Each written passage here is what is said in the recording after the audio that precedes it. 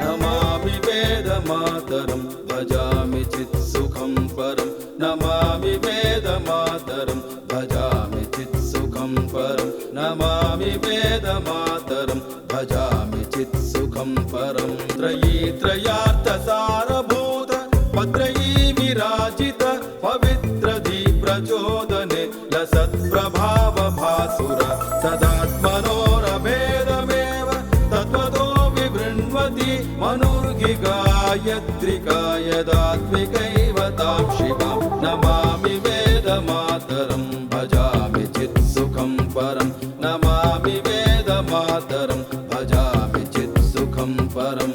पञ्चशीर्षभासुरा सर्वतोमुखा परा पञ्चयुग्मबाहुका दृक्त्रयी विराजिका ब्रह्मवक्त्रवासिनी ब्राह्मणस्य गामिनी सच्चिदानन्दविनुत गायत्रिका जयैव तां नमामि वेदमातरं भजामि चित्सुखं परं नमामि वेदमातरं भजामि चित्सुखं परं नमामि वेदमातरं भजामि चित्सुखं परं भजामि